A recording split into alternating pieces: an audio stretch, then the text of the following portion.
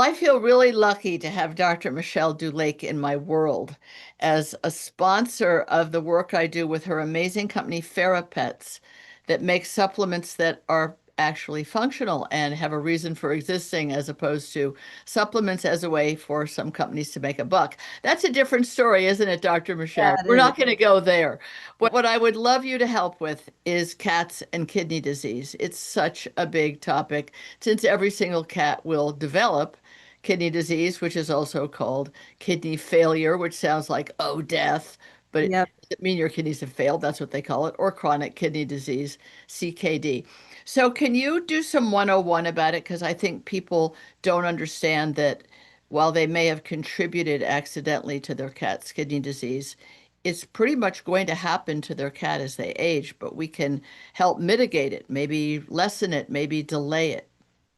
Yeah, so a lot of majority of cats will get kidney disease at some point, and it's not really anything that, per se the pet owner did, or but there are things that we can do to prevent it or prolong the progression of kidney disease. And so I think that one of the things that I wanted to talk about today was this topic of phosphate binders. And so in cats, I don't know if you have all heard of phosphate binders, but so in cats with chronic kidney disease, the kidneys aren't able to get rid of phosphate as efficiently. So that means phosphate starts to build up in the blood.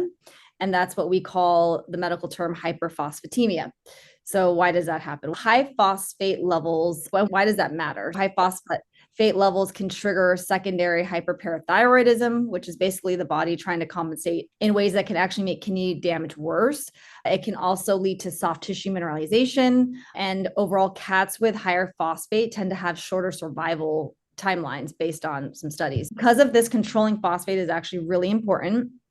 That usually means either feeding a low phosphate diet and then sometimes adding in a phosphate binder to help keep those levels in check and slow the progression of disease. So there are different types of phosphate binders that we can talk about. The binder is something you give your cat so that it grabs the phosphate, which otherwise would be building since the kid Right. is not efficiently getting rid of it. It binds it and then allows the cat to excrete it. Yes. So you give them some sort of either that supplement or just a medication, and basically it binds the phosphate in the gut so that it gets excreted in their feces instead of being absorbed Right. in the body. And there's pros and cons of different types of phosphate binders. So the most commonly used one, which some listeners may know of, are calcium based binders. So that's like calcium carbonate or calcium acetate. Those are most commonly used because they're cheap, they're easy to find. A lot of vets use it. They bind phosphate by forming calcium phosphate in the gut. But the problem with this is that it can raise calcium levels. And so, especially if it's used too much. So, too much calcium can cause soft tissue mineralization and actually can cause further kidney damage. You have to really monitor them while you're giving it. Another type is aluminum based binders, like aluminum hydroxide. Those were used a lot in the past, and they do work really well at lowering phosphate. But then we worry about aluminum toxicity with long-term use, and it can build up and cause like neurologic issues, bone problems. So we try to reserve aluminum binders for like short-term use when other binders don't work. And then my new favorite are like the non-calcium, non-metal binders, like the newer options, more natural options. And so in cats, we have chitosan based products. And at Fair, we created a kidney support, which also has chitosan as one of the ingredients in it. And so it includes chitosan and supportive like botanicals, probiotics. And so chitosan is a natural substance. It comes from shellfish and it's positively charged in the gut. So that positive charge lets it grab onto phosphate, which is negatively charged, and they form a Interesting. complex together that the cat can't absorb, and then the cat passes it in its stool. It's not as strong as like the classic binders like calcium carbonate, but it doesn't raise calcium levels and it doesn't carry risks of metal toxicity. So it's like a more gentle, more supportive way to help manage phosphate alongside like a kidney friendly diet. It's a more natural, softer way to treat phosphate. Which is what Pets, it's what you do, is you those more natural that have ingredients that have been used sometimes in Chinese medicine for millennia or something, or if not, something that neuroscience has discovered. So the phosphate binders, if in fact cat owners were even informed that binding the phosphate is what you need to do, which I have to say a lot of cat owners don't know. So Yeah. those of you that have a cat, which is probably everybody listening, otherwise, why would you listen to Cat Chat? It can't just be you think my hair is cute. So you have a cat. Your cat is going to get kidney disease. Dr. Michelle speaks more in like doctor talk. Most cats, no, really, guys, all cats, all right? All cats, as they age, their kidneys are going to become less efficient and eventually calcify. This, when you mentioned the soft tissue, Dr. Michelle, what happens to the kidneys if the phosphate is not bound and monitored and reduced as they're aging, starting when they're young? Their kidneys turn to rock. That's a lay term. They become hard as rock. They don't work at all. It's like having no kidneys at all. You can mitigate that. You can keep that from happening or lessen it or have it happen when they're 20, not Mhm. when they're 9, let's say, or 7. So that's the big issue is that this phosphate is in food. Way to avoid it in the foods that we feed our cats. I don't know if the wild cats don't live very long because they're not really wild animals. They're human created, if you will. But they certainly die younger for a lot of reasons. And to the extent that anybody's studied them, maybe even lizards, insects, mice, and birds all create the same phosphate problem in a cat. It's irrelevant because most people's cats are eating some kind of cat food. So Mhm. the kidney support that you make for cats, how do you make it palatable? This is always the problem with cats. They're so picky. Yeah. You know what? We do palatability tests on all of our products, and our kidney support was actually had the highest percentage of acceptance rate in from all of our cat products. So we're very excited about this product just because it is really tricky to get cats to eat different supplements and different diets. Oh, yeah, The base is a chicken bone broth. So I think some that's tasty. that's really tasty. And then it's really just we include one mushroom, one botanical. We have the chitosan, which actually tastes not that strong of a flavor. And then we have probiotics in it. So it's a pretty benign formula, I would say. And the bone broth, just cats like it. So Sure. we have a really good palatability, which a lot of cats that start to have kidney disease, they are very sensitive towards things that do not smell good or taste That's good. right. Your appetite goes They down. don't feel good. They don't feel well. Yeah, they don't feel well. And obviously, you would want them to start this before it gets to a really bad Yes. point where, I mean, Yes. first you're noticing them drinking and peeing more. They're starting to lose weight. Then they start to like vomit. And then they start to neurologically not be there and not have that much energy. And so you want to catch this, or actually, you want to start What? giving this before you even get the That's right. Exactly. drinking and peeing and all that. It's to really make sure that their onset of kidney disease is not happening until, like you said, 20 years old. That would be amazing if we could That'd be start so cool. spreading the word to let people know that you can Yeah. actually pay a little bit every day to give them something that will help make the kidney disease not start until for years down the road. Which is one of the whole points of using supplements like Therapets. The medicine you use once, if you will, the horse is out of the barn, it's to keep these potential problems that are known problems that are going to happen to all cats from happening as badly or as soon or as unmanageably, which is what happens. Once a cat has gone down the tubes, it's really where they've gone. They're down the tubes. That kidney is already hardened, calcified, mineralized. What used to be what you think of as a soft organ is no longer. It looks bone-like, apparently. It's dramatic. I obviously, not obviously, but in fact, I haven't done surgery on a cat. I haven't seen a cat kidney. Dr. Mhm. Dulake has. And so I'm sure it's really, it seems so sad to me, Sure. to turn kidneys into something hard.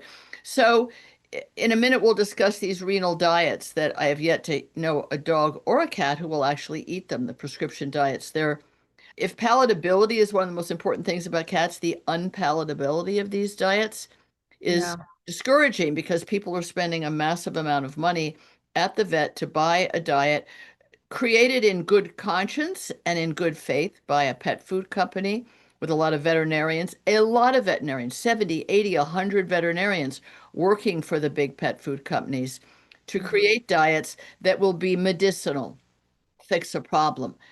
But if the ingredients and the taste are such that a cat goes, "Are you kidding? No Mhm. thanks." Yeah. Where does it leave us? It leaves the people worried and out of some pocket change and frustrated and frightened because Mhm. this is what they were told to give.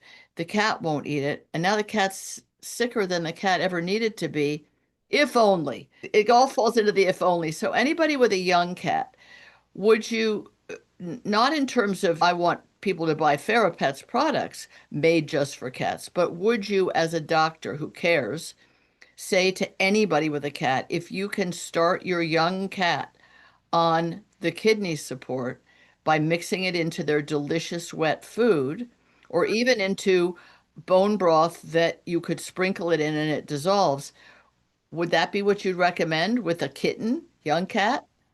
100% I would, just because it's just like when you look at any other body system, I think other body systems get more attention than kidneys Yeah. do. So like Yeah. people are taking multivitamins and people are giving probiotics. And so I understand that they are seeing their cats poop every day. And so they're like, okay, probiotics. So Right. they're like, that's an immediate thing that I can see. You can't see what's going on with their kidneys on a daily basis. So it's like we just need to keep educating people that like the kidneys are very important organ for cats. Almost all cats are affected. And so if you can give just one scoop a day in their delicious food, like you were saying, Yeah. I think it's a no-brainer to try to mitigate or prolong the onset of kidney disease way down the road instead of it getting to a point where you're going to the vet for a senior checkup. You're like, oh, I think that they're peeing or drinking more. There was accidents in the house. And then you get the blood work and the BUN and creatinine are off the charts. You have to Yeah. hospitalize them. You have to put them on Yes. renal disease. They're not feeling well. They're nauseous. They're not eating. And it just becomes a bigger battle. And you're having to give sub-Q fluids at home. Yes. It becomes a bigger battle. And then it's sad because I see relationships change between a pet owner, Yes. a cat owner, and Yes. their cat because you're starting to give them sub-Q fluids at home and you're poking them every other day. And it's a lot harder to handle at that point versus trying to give a yummy scoop in their Yeah. bowl daily for the rest of their life. So I think it's a no-brainer to at least try. And you may not know, maybe it would have been a year earlier than they would have gotten kidney disease. It's a lot of faith that goes into supplements. You don't see it right away, but in the long term, it definitely does help. But it's science-based faith, and that's the Yeah. important thing. We're not talking about what if your cat got cardiomyopathy? What could we give as a supplement? It doesn't happen to all cats, Yeah. heart problems. There's not an across the board illness that all cats are going to get absolutely, no matter what they're eating. So you Mhm. could have been giving the best wet food diet, zero carbs, low carbs, appropriate protein, well-balanced food that the cat loves. The cat's still going to get kidney disease. Unfortunately, it's a defect in the basic mechanism, like human bodies, women's bodies. We have a lot of really bad planning. Whoever planned some of our plumbing and other stuff is who came up with these ideas? It's like that with the cat and the kidneys. That was not well planned. The cat's kidneys were not meant to live as long as the cat. Think of something mechanical, a car. You expect the tires to wear out after 20,000 miles, whatever the number is. You just expect that. You expect to have to replace your tires. What if there was something you could do so those tires could last forever because you did something right when they were really young tires? Not a great analogy, but it's something really visual, something everybody expects to happen, an expense they expect to pay. But for the cat, the cost is that their life becomes miserable. They're Yeah. miserable. They're now, you can't turn back time. You can't return the kidney to a bright red, juicy consistency, if you will, doing a great job filtering everything. It can't do that. It can't do it anymore because it's already begun to calcify.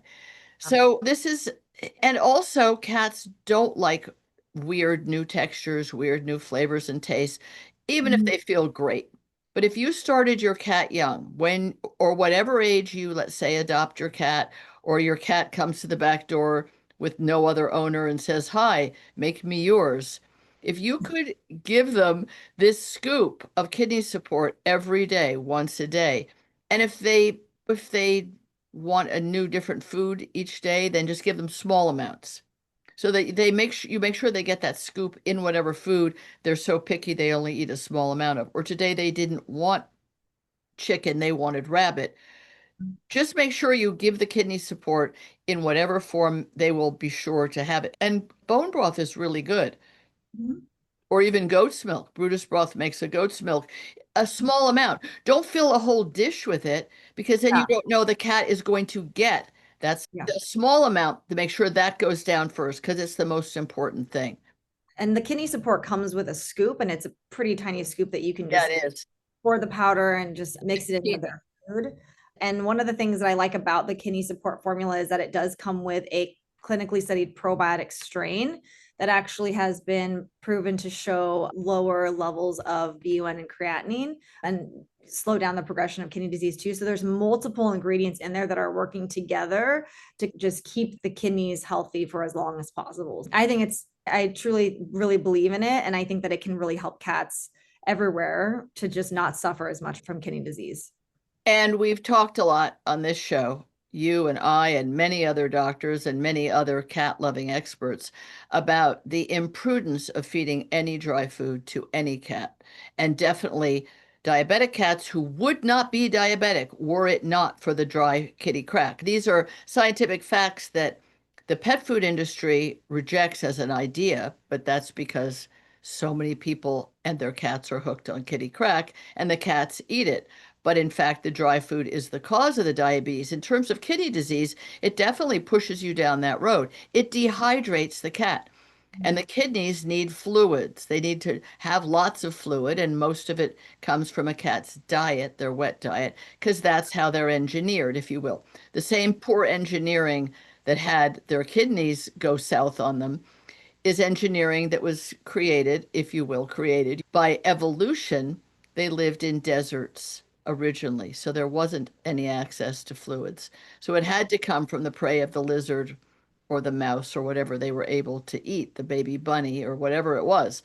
So these issues of food can be medicine and food can also be poison's a strong word. Food can be really bad for your cat. That would be dry food. Can be really bad for your cat. And if you're already at the stage of having a senior cat who has the beginnings of kidney disease, you really have to give up the kitty crack. You really have to feed wet food. That's just essential. And any other fluids you can get in them, but most particularly, they need phosphate binder. The Yeah. phosphate is building up in their body and in their kidneys. Why do you think more vets don't caution people about this when they bring home a new kitten or adopt a new cat? Shouldn't there be like a neon sign flashing? Kidneys are in danger. I think I feel for the vet world. I feel for Oh, them me because too. I agree. I feel like I went to vet school. A lot of our training is around reactive care versus proactive care. And I think that there's lots of conversations that are happening now with, especially on the human side, people are becoming more proactive about their own health. Yeah. And so I think that the conversation needs to shift in the vet med world. But honestly, we were trained to just react. Yeah. Wait until a cat or a dog is sick, find the problem, and then treat it. There was Yeah, no time to really proactively have that's conversations true. with people. So I think a lot of the times it's very black and white. They come in for whatever symptoms they're having, they get the blood work, they have kidney disease, you put them on the diet, and then you see how they do. Do they eat it? Do they not? Does it control their phosphate? Then you would add in a phosphate binder because the diet's not controlling it alone. Then you would also add in sub-Q fluid. So it's all treatment based. So Yeah. I think it is not really vet's fault. No, no, it isn't. Yeah, I think that people have to take responsibility, just yeah, as you have to for your own health. The best human doctors, if you're not there advocating for yourself or your children or your partner, you could wind up dead, not yeah, because anybody's lazy or stupid. It's that Everyone's overwhelmed and busy, and they have an agenda, and the agenda is to keep that cat well, or as well as they can be. Alive. Try to keep Not it to, alive. right, and not to have a crystal ball. I'd sit down with Mrs. McGillicuddy and say, "Darling, little 4-month-old kitten, and we've got to spay or neuter him before 5, fixed by 5." So that idea is well ingrained. It'd be great if you could say, "And when we're neutering or spaying that little kitten, let's start giving them this really nice kidney support." Because they're going to want that down the road. They will thank you in 10 or 20 years. That's a really hard sell. It, I want you to go out of your way to buy something that's going to keep them well for longer. And anyone with an older cat knows it's so sad when your cat becomes lethargic, their hair gets all dull and kind of greasy, they lose weight, they just feel like pew, and you're told it's an old cat. But that's like saying about an old person, never mind her. She'll just shuffle around in her slippers. She's old. What if we'd given grandma better food or more intervention in that smoking or eating the cookies and the candy every night or whatever it is that was the bad health idea? We do right. it with people too. Yeah, no, definitely. I think this is another conversation topic that we could definitely dive into, but I feel like vets are, like you were saying, they already have to sell people to do all these diagnostic tests and Yep. then treat the immediate things. So it is very hard to convince people to also spend that extra 30, 40, $50 on a supplement that's going to help years down the line. I Yep. think it's a very tough sell, Yeah. which is why a lot of vets focus on today, Yeah. because it's hard enough and lots of people don't have pet insurance, and so things are getting expensive and it's just harder for them. So there's people like us that are going to be continuing to try to scream from the top of the hill about Yeah. preventative medicine. What can we do now to help 10 years from now? Very easy things, honestly. Yeah. Yeah. Very easy, and they make you feel good while you're doing them. People can relate to it with human children. It's hard with cats because they're stoic and they're quiet about how they're feeling. And so they're not like holding their belly and going, ah, my lower belly really feels rotten today, or wherever they might feel kidney discomfort. They're not going to tell you. But we just take our word for it. Your cat is going to feel miserable as time goes on in the whole sort of the kidney bladder, that whole part of their system, which needs help. It needs support. Yeah, and it So, does come on pretty quickly too. I would say yeah. dogs get sick more often, but not as severe. And then when cats get sick, it Oh is boy. very severe, Yeah. very downhill fast, and it's hard to manage and to watch. Painful to watch. It's painful to live through. And so we're just here to say we don't want you to feel guilty if you've lost a cat to kidney disease and Yeah, it did go downhill quickly. You didn't know any better. yeah, You just didn't know any better. But if now knowing better, try and do better because it, as you said about the human animal bond, having to poke your cat with IV fluids is, I'm sorry, I did not sign up to be a nurse. People don't want to do that sticking of the needle and putting the fluids and the big bolus of fluids under their skin. No one feels good about it. That's not end stage, but maybe it is technically end stage kidney disease. You can put that off a really long time and maybe just have a much slower downhill slide with your 20-year-old cat. Everybody wants the 20-plus-year-old cat. It's a dream for cat owners. It's great things about cats. They will see you through high school, college, marriage, divorce, another marriage, childbearing. They'll see you through all those things. It's their kidneys that will let you both down if you don't work hard on their behalf. So, thank you for creating Farah Pets. Thank you for doing things specially for cats. So yeah. many companies are like, oh, yeah, we've got supplements for dogs. Just give a little less of that to your cat. But it's a totally different plumbing system, totally different digestive system. They are such different creatures, which cat owners know, which is why they choose cats. So choose to do the best you can by your kitties and give them this really important kind of, I would say, essential supplement for their kidneys. I completely agree. And I think that cats are just very special and they do need the special attention. They are very different animals. And so we're just so happy and fortunate that I get to make formulas that are specific to cats, and I get to see all the benefits and Yeah. happy stories from people. It just really makes my day every day. Well, kudos to you because you're walking a narrow path, and we just want more people to get on the path with you. Thank you so much, Dr. Michelle Dulake, and to Farah Pets. Thank you so much. Take care.